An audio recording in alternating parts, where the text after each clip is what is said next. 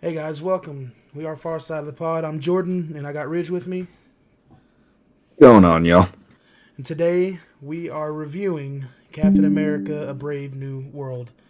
Um, so before we get into the deep dive and the spoiler part of the episode, what I'm gonna explain is the synopsis. So after meeting the newly elected U.S. President Thaddeus Ross, played by Harrison Ford in his Marvel Cinematic Universe debut, Sam finds himself in the middle of an international incident. He must discover the reason behind a nefarious global plot before the true mastermind has the entire world seeing red. Okay, so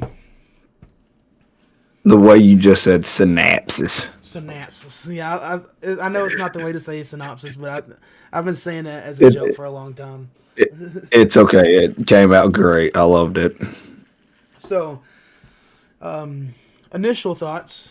Ridge, I'll let you tell your initial thoughts at first. Initial thoughts. Yeah, like, Um, not initial thoughts. How about this? This will be better. We'll tell our thoughts going into the movie first. Then after we tell what happened, we'll tell what our thoughts after the movie were. okay, so thoughts going in was I wasn't looking for that much out of this movie, to be honest.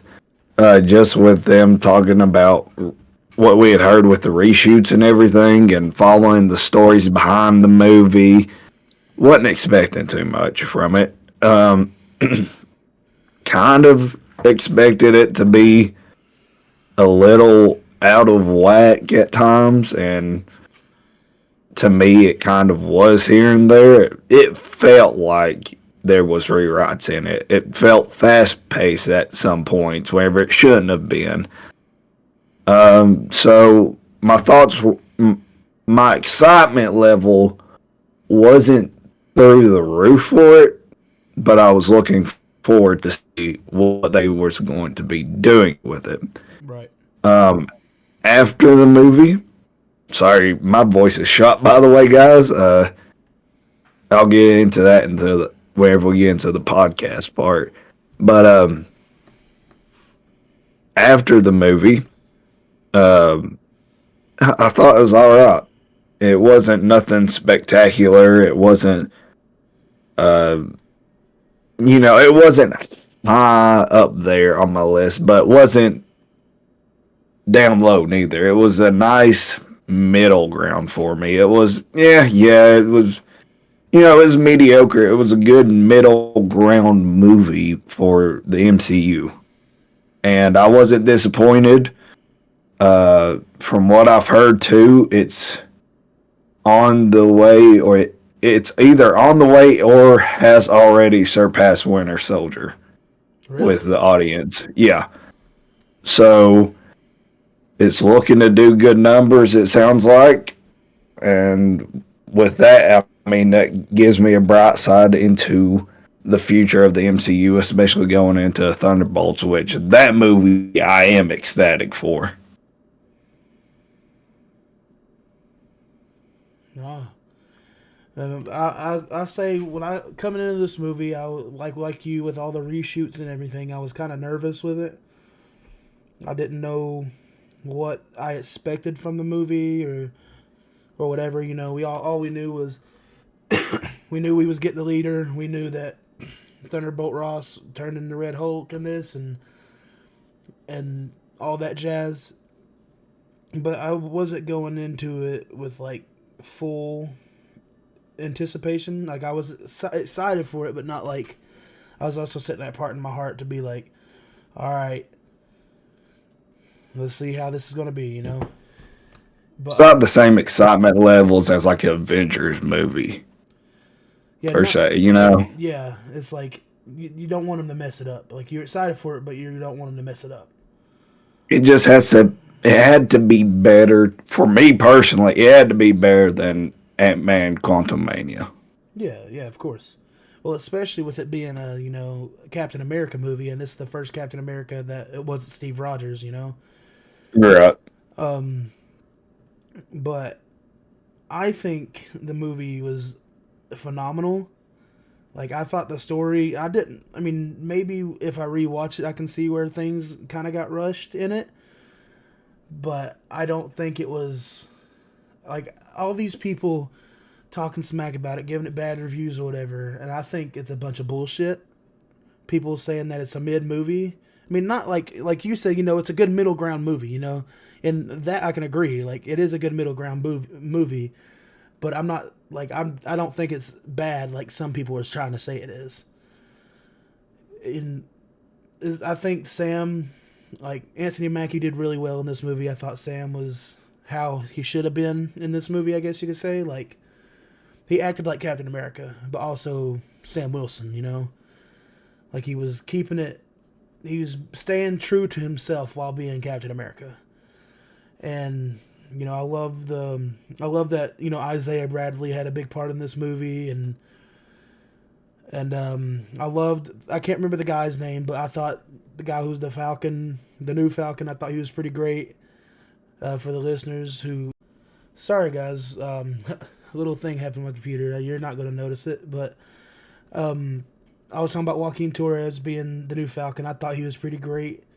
Of course, he's green and he's new, so it shows that he's getting used to some new things, but I thought he was great. I saw someone I know was trying to say that they hated him. Like, they hated him in this movie. And it's like, what do you do to make you hate him? Like, is there anything in this movie to make you hate him, Ridge? No. So real quick, I don't know if you meant to make it sound this way or not. So the Joaquin is the character he's playing, but it's the actor's name is Danny Ramirez. Yeah. No, what I was going to say is if you are watching this and you haven't seen Falcon and the Winter Soldier or this movie, first of all, if you haven't seen this movie, why are you watching the video? We're going to get into spoilers. Right. But if you watch Falcon and Winter Soldier, you know who Joaquin Torres is. He was like, he helped Sam before, like as he was transitioning to become Captain America, and he's now the Falcon. But to me, there is nothing there that I didn't like about him. I mean, it was his character is the new up and coming Falcon. It's him starting his journey with it. So of course he's going to make mistakes, but it doesn't make me hate him for it. Right. He's a human. We make mistakes. It happens. And if you're in that position, and if you're a little cocky too occasionally, like he was, then yeah, you think you know what's best, and sometimes you end up wrong. Right. So I guess the big focal point and one of the big talking points of this movie is the leader. If you don't know, I mean, I don't know too much about the leader, but the leader in the MCU, if you watch The Incredible Hulk, can't remember his name, but he went by Mr. Blue. The character name, or I can't remember his actual name. It starts with an S, Samuel Stevens or something like that. Right. Is the character name. Well, when you first see him, he shows up in The Incredible Hulk. Him and Bruce were texting back and forth on like a AOL dial-up type thing that, Bruce went by Mr. Green and he went by Mr. Blue. And Bruce and Betty went to him in Incredible Hulk to technically try to get the Hulk out of Bruce. Technically, filter Bruce's blood to get the gamma out of it or something like that. And of course, it didn't work. He's still the Hulk. But he kept a sample of Bruce's blood and took it. And instead of growing strong and everything, he became intellectual. And over time, he took more gamma or gave more gamma. And his brain pretty much like formed in his head. Like it wasn't like his brain was on the outside of his head. It was like the outside of his head was like bumped and curved like his brain would be. and he became like palish green with like one glowing eye and one blind eye or something like that. But he's pretty much know all type of person, and he knows it all. He's very intellectual. He was being used by Thaddeus Ross in secret missions, and he was promised to be set free and to have a normal life whenever Thaddeus Ross became president, and was lied to. So he is the main reason all of the shit starts going downhill in this movie. And it is pretty much, he tried to set up America and Japan to be at odds because of Celestial Island, which is the celestial coming out of the planet from the Eternals, and the materials that they took from it is adamantium, which, if you don't know what adamantium is, that is the metal that covers Wolverine's bones. And it was pretty much, he was trying to set up Japan and USA to pretty much start a war. And Cap had to stop it, which, it's a superhero movie. Normally they win. Not all the time. We've seen that, but normally. But whenever they go to announce that the treaty goes well and that everything's going good, the leader turns himself in, and it causes the reporters to berate Thunderbolt while he's at the press conference, making him go crazy. Boom, turns into the Red Hulk. Sam has to fight him, and yeah, you can guess how it ends, but I'm not gonna go fully into it yet. But Ridge, what's something you want to say about the movie before I take away all the time?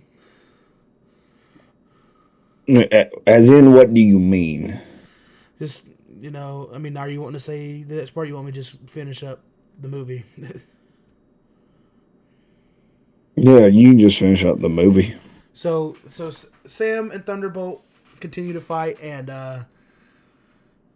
they eventually get to a road that has dogwoods going up and down it. And there's a couple times in the movie where they bring up Betsy Ross, Thunderbolt's daughter, and he talks about how when she was younger, he used to take her to walk through the dogwoods, and that's where the fight is ending up, and it gets to the point where him and Sam both go down, and Sam's like, if I don't stop this, then he's going to kill me.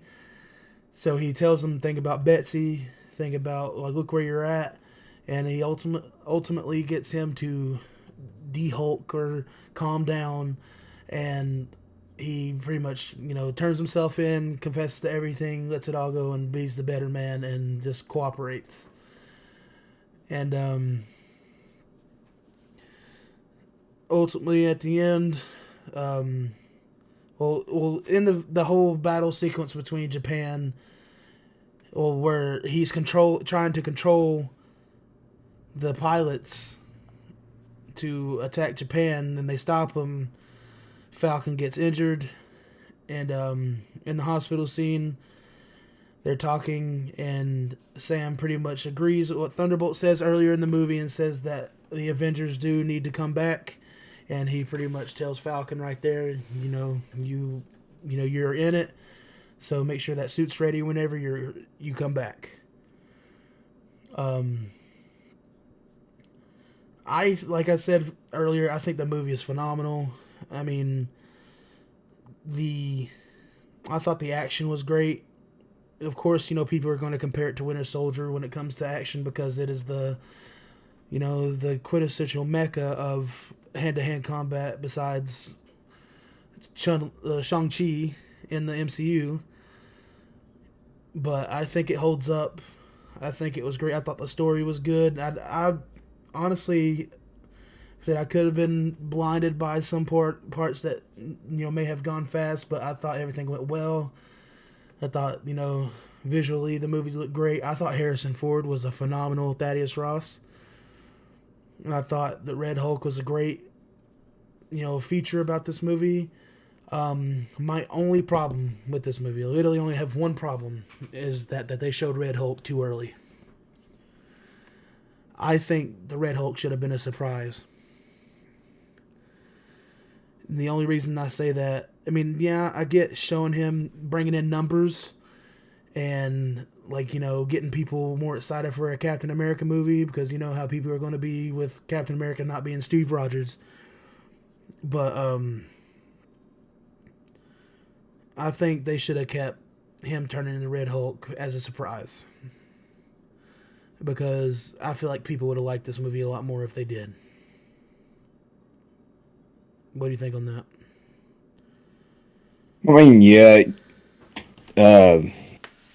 it kind of did take away from it because he was really only there for the third act as the Red Hulk. And the thing is, it wasn't even it wasn't even the whole third act. It was only the final fight. It was only like the last couple of minutes of the movie.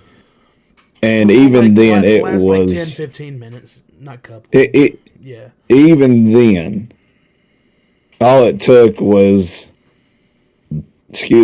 all it had taken was Cap to sit there and calm him down. Yeah. For him to, quote unquote, beat him, which to me kind of takes away from the Red Hulk character. I can understand that part. The one thing that, because he is a more grueling or more angry version of Hulk. Well, right. Think about it. Even when the part after Thunderbolt turns into Red Hulk, he turns around and looks in the window and sees his reflection, and he gets even more angrier because throughout the franchise, he hates the Hulk, and that's like what causes his relationship with Betsy to be not Betsy but Betty. To be, what it is. And, I think, so, like I said, they brought up Betty throughout a few times throughout the movie, but she does ultimately end up answering his phone towards the time he turns into Red Hulk, and they pretty much make amends, agree to take a walk through the dogwoods together. And Cherries. What? Oh, it was cherries, blossoms. No, dogwoods. It could be cherry blossom. I don't know, but I thought it was dogwood. But it's probably cherry blossoms. But either way, my bad. It was something. Yes, pretty trees. Some trees out in the park that were pink. Yeah, probably cherry then. But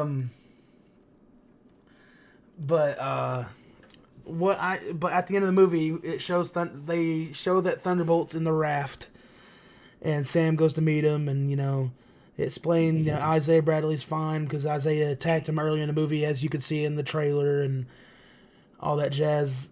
He acted if he got out, and he did, and they pretty much said, you're going to be good.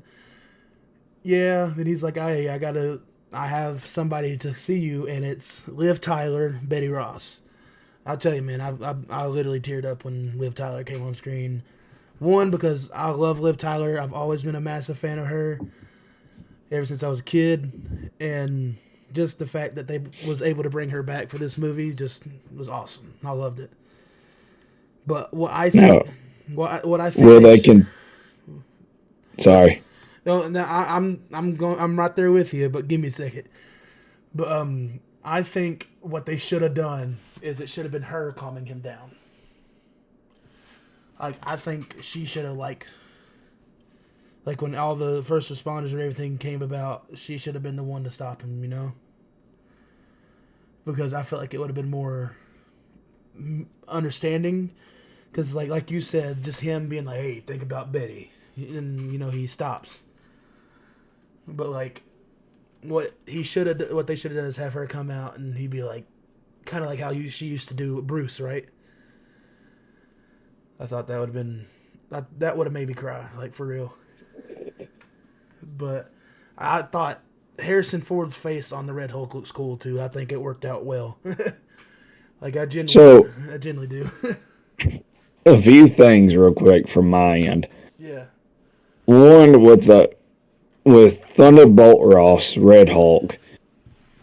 they kind of did him like they toned him down as a character because not only does he get more increasingly mad whenever he gets, in any type of way physical, but also he heats up more. And essentially, the main thing that could beat him is himself because he pretty much heats up so much that he explodes. So, I mean, you could have done that to an extent where he heats up so much, lets off a big old fireball or something around him, and it turns him back to normal. And, like, you can still see the steam rolling off him, and, he's sitting there shaking because he don't know what just happened. All he knows is that it got hot real quick, and all of a sudden, boom, everything went dark on him. But that's a big piece to that character. And I hope we see the Red Hulk again because I would love to get Hulk versus Red Hulk. I've been asking that for God knows how long. We are right here at it. Let's make it happen. Now, do you Also, do you think that he'll possibly show up in Thunderbolts? no, Okay, I mean, no, but because I think he it's could a be an after credit scene maybe, but that's about it. he could, but it's one of those deals where too that they are running this idea of that's not their actual name. That's why the asterisk is there. Right? They're Yeah. not actually the Thunderbolts. Right. Yeah. So could we end up getting an actual Thunderbolts team? Maybe. But we'll have to wait and see on that, I guess. With the raft, was that our first time getting introduced to the raft No. in the MCU? No. Remember that's When where was the other time? Civil War. I don't remember. Remember that's where Sam and Sam, Ant-Man, and Hawkeye were in Civil War. Because that's why at the end of the movie, when Sam sees him, he's like, "How's the dig? I'll see you got your digs," and he was like, "How are they?" And he was like uncomfortable. He was like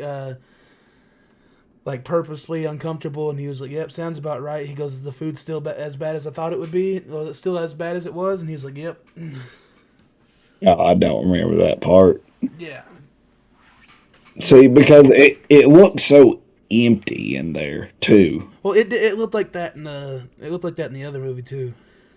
So to me, whenever I think of the raft, I think you would think that you would have more high end bad guys in there. Well, I think the section that they had Thunderbolt in is it supposed to be like I guess you say for bad guys type of place. You know what I mean? Like it's a jail, but it's not for like a bad person.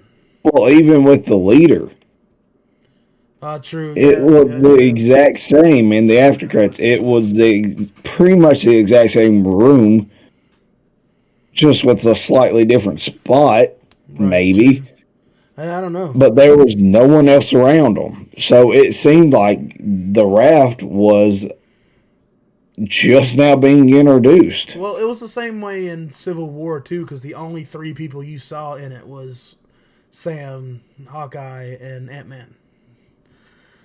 But speaking of the after credit scene, I'll let you take that part over, Ridge, if you want to explain it for us. Oh, I had like one more thing Oh, to, go ahead. Go ahead then. or a couple more things I'm wanting to just run over. Um, do you think that they will continue having Betty Ross in the MCU? I would at least hope so.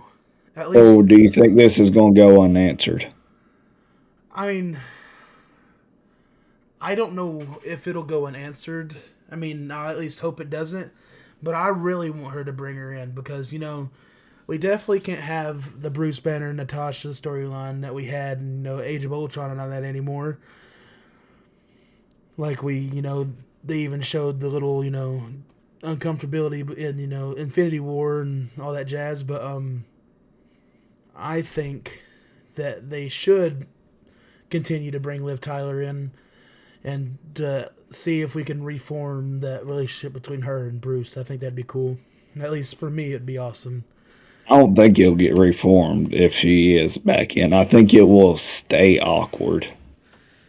It could, but you never know. I mean, at least especially now that Thaddeus isn't down their neck about being together anymore. You're right. But And then I would. That's what I would love, just because I mean I love Liv Tyler. Like I said, I've been a fan since Armageddon, you're and right. I just think it'd be super cool to see them back together on screen. I mean, it'd be the first time it'd be Liv Tyler and Mark Ruffalo, but to see Bruce Banner and Betty Ross on screen together again, that'd be cool. But go ahead, brother. So, do you want to leave the cut scene out for right now and talk about after the after credit scene, or do you want to go ahead and talk about the cut part? You can bring that. You can bring that up too. Don't matter to me. Well, which one you want to hit on first? Do the cutscene first, then do the after credit. Okay, so originally in the don't know if it was the first script or not, but when they first started filming Captain America: Brave New World, there was going to be a group called the Serpent Society that was going to be shown in there. I imagine it was going to be around the exact same time where they showed Sidewinder and his crew. Yeah. And Seth Rollins Was supposed to was be, going to be in there, and he was going to be, I can't think of the the Serpent name King. of the It was character. it was the Serpent King is like what they called him. Like I think it was like Diamondback or something, wasn't yeah, it? yeah, Diamondback. Yeah. So he was going to play the leader of that group at the very beginning. But then, Giancarlo Esposito. yeah, they changed it to John because his schedule became open, and they said, "I bet we'll throw you in." I can't blame him on that. Giancarlo's an amazing actor, dude. He's a good actor, but I was curious though what they would have actually been able to do with Seth Rollins. I'm curious if he would have had all of Sidewinder's parts, or if he would have only had been used in like the first act as like Sidewinder's like the second in command to Sidewinder. Right. Well, I think if they would have kept up with like what they would have done with Seth, the Serpent Society would have looked crazy different. Because the way they made the Serpent Society look in this was they looked like a militia team, right? Or like a military thing. And I think, I mean, even looking back at like the set photos of what Seth Rollins looked like, and the woman that was supposed to be his second in command, it was a woman that was supposed to be with him. Yeah. And they were wearing like actual suits. Like supervillain suits. So I kind of hope we get to see that group eventually still. I mean, yeah, I mean, we could. I mean, I think Seth Rollins possibly was one of the military men in one of the scenes. You know, that's two wrestlers now Yep. we've had almost be in the MCU and then get taken away from us. Yeah, at first it was Damian Priest being Atuma, right? No, he's going to be Namor. They were looking at him being Namor? He was going to be Namor. I thought he was supposed to be Atuma. No. That I'm would pretty sure they was looking at him to be Namor in Black Panther. that would have been awesome. Yeah. That would Yeah, we almost awesome. had him in that role. Could you imagine this big ass fighting Shuri? He would have whooped her ass. And then I think he actually got turned down because of Vince turning it down. Yeah, I think so. I think that's what And he then, said. Or he like but hinted at. yeah, and then Seth actually got to film it, but then his scenes got cut, so Well, we'll never fully know.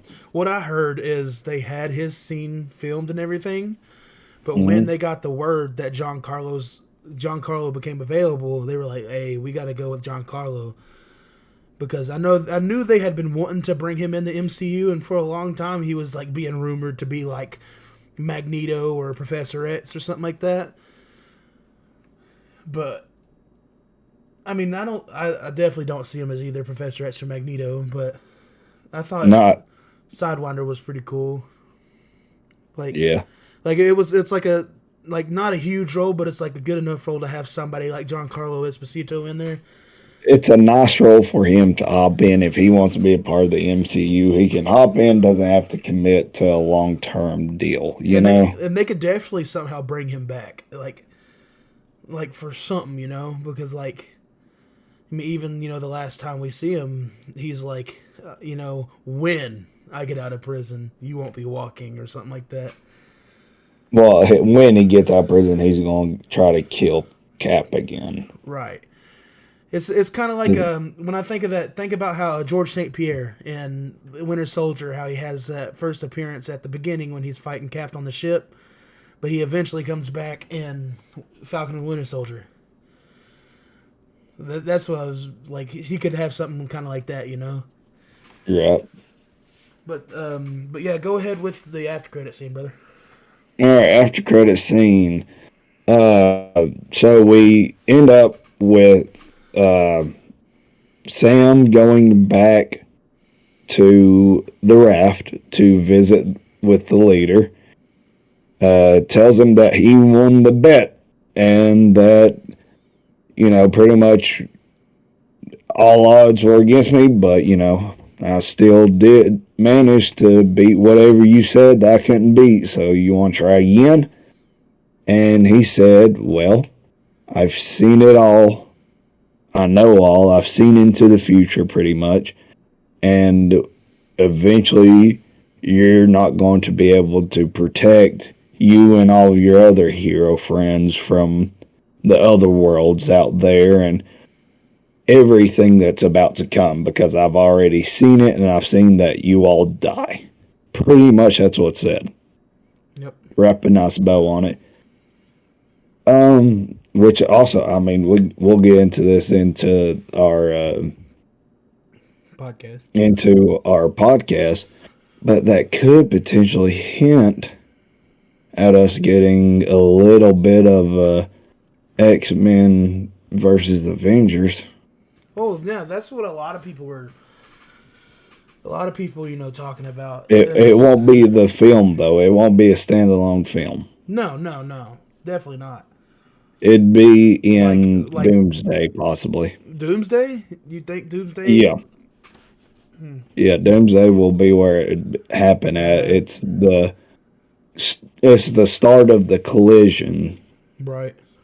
and Secret Wars is what happens after the Oh collision yeah, on Battle World. that would be cool because it's like they could fight the Fox X-Men, like bring like Halle Uh Berry huh. back. That would be fire. Like Uh huh. That's what. Yeah.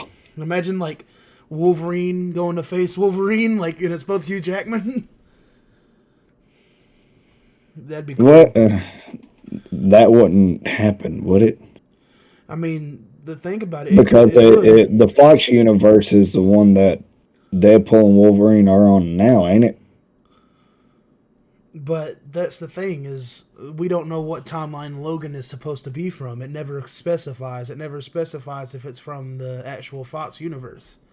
I imagine that Logan won't be from the Fox universe, and he will have. Oh, the He could, Wolverine that we have is in the Fox universe right now, is what I'm saying. the current Wolverine that we have. Yeah, No, no, yeah. that's not. That's not. That's already been said that it's not supposed to be him. Okay, well, he's in. I'm just saying that he's a part of that universe. He's not the actual one from that universe, but that one has already died. So now he's in that universe, and he's not in the 616. So how would we get Wolverine versus Wolverine if it's a 616 versus this Fox universe? Dude, there's so many like blank spaces that need to be filled in with the franchise because, like, think about one key thing that I can think about is in Apocalypse, right? In X Men Mm-hmm. Apocalypse, Apocalypse goes to Callisto and Psylocke, and that's where he's trying to get like I think they're trying to find an angel, but he goes to get Psylocke first because that's when he recruits her. But he goes talk to Callisto, and Callisto is also in Logan, but is played by a different actor. So like that was like one thing is like Callisto was played by a different person, and but it could have been that Logan takes place so much further in the future, but. Well, I mean, with that type of logic too, though, I mean, we just got done seeing in Captain America: Brave New World someone else is playing Thunderbolt Ross now. What if it was that the person who originally played that character back then in the Fox universe, not saying that they died, but saying like they couldn't agree on the new contract? Hey! I think I'm right. Look it up. Logan is in an alternate timeline from the original X-Men movies.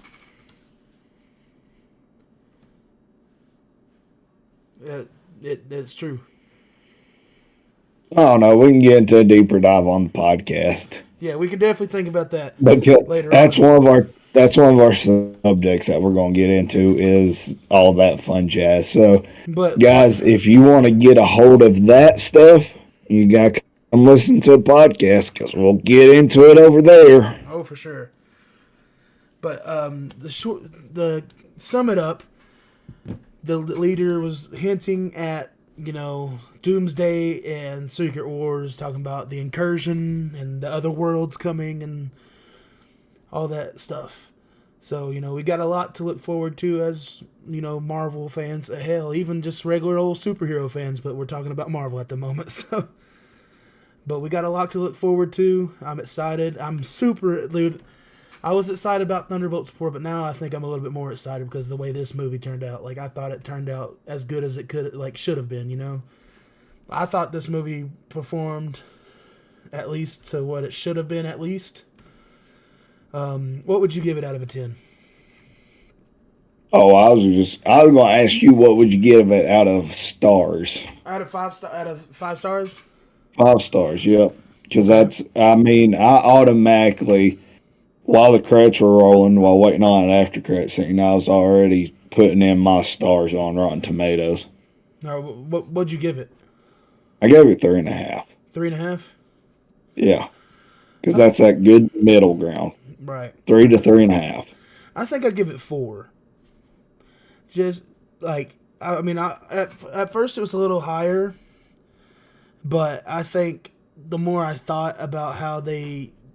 How much better it could have been if they just kept Red Hulk a secret and didn't show him till that part of the movie. I feel like the movie would be universally so far more loved. But I'll tell you another reason why they showed Red Hulk too was because they was trying to make sure that they sold tickets. Oh yeah, for sure. No, I really understand that. For the people that hate it or was going to hate on it either way, they was hoping, hey, maybe if we show them Red Hulk, we can lure them in, just like how we did with pretty much showing what was going to happen in Ms. Marvel. But sadly, there's still people out there who are hating on the movie, even though they probably know it's good too. But I'm not saying that the movie is the best MCU movie, but I'm definitely saying it's not the worst. It's like you said, it's probably not going to hit the top 10 best movies, but it could. But I think that the movie was great. I think it was what it should have been, and that's what matters to me. Like I said, Anthony Mackie did a fantastic job in this movie. Harrison Ford was phenomenal in this movie. I think the movie hit on all spots. Like I said, there could have been a blemish or two here, but it might take me till my rewatch to see that. But I give it a flat 4 out of 5 stars. Just because I think all of it was good, except for the possibility of what could have been if they would have kept Red Hulk a secret. But yeah, that's what I give it. Alrighty. Well, Slater, you got anything else? No, sir. Everybody, if you enjoyed our review, leave a like, comment, subscribe, hit the notification bell. You know, every time we go watch a movie, whether it's just me, whether it's me and Ridge, whether it's me, Ridge, Mikey, or me, Ridge, Mikey, and Caleb, we're going to make a review on it. So if you're interested in to continue hearing us talk about movies, you know, subscribe to us. If you're interested in our podcast, we upload one every Sunday, and that's what we're about to go do now. So everybody, you know, In about an hour, we'll start recording that one. yes, sir. So, but like I said, if you enjoyed the video, leave a like and subscribe to us, hit the bell, and we'll see you on the podcast or see you in the next video.